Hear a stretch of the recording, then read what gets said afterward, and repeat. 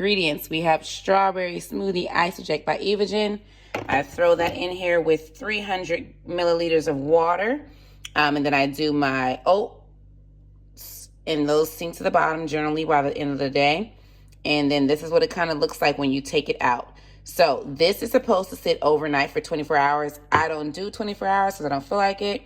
I usually do mine for 10. So I wake up in the morning, mix everything together in the shaker cup. I'll pour my water in my Isoject in here, shake it up, pour it in, and then add my oats. As this sits throughout the day, this is when it turns into this. Okay, so once I get up and it's getting time for my last meal of the day, I take this out the freezer and I let it sit about 10 to 15 minutes. Now, if I were to do the 24 hours, I would let it sit for 20 minutes sitting out.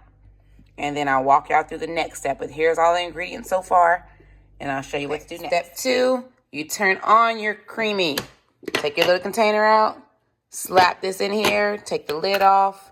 I'm going to add on the top and click it in. Okay, so now I'm clicked in. It's been about 10 to 15 minutes.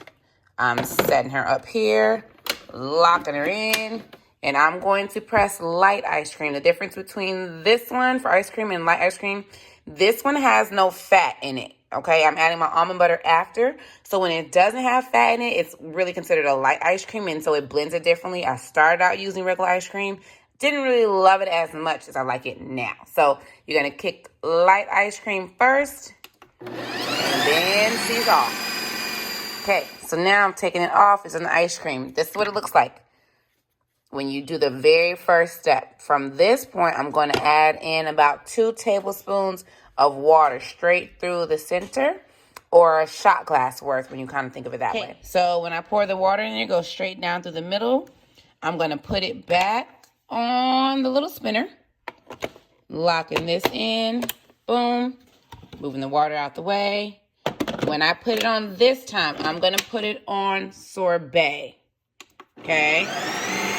All right, so we have taken it off of sorbet. After sorbet, this is what it looks like. So this is where I usually stop the process, but this last time, aka yesterday, I put it back in and I put it on respin right here. So that's what I'm going to do this time. I'm going to show you what it looks like. So this is what it looks like now. I used to eat it like this. It's excellent. It's super, super thick. But if you want it creamier, I'm going to show you how to do that. So you're going to click this back in. Throw this back on here. Get on there. Slap her in. Get her up. And respin. All right. So sorbeting and one respin is done. And this is what it looks like. So if you care about that, this is what it'll look like if you're going to do the respin. So I mixed some almond butter in here, stirred it around. I like my oats at the bottom. And it's all it. So you get this whole thing of ice cream for 300 milliliters of water, oats, and 1 scoop of protein. Enjoy.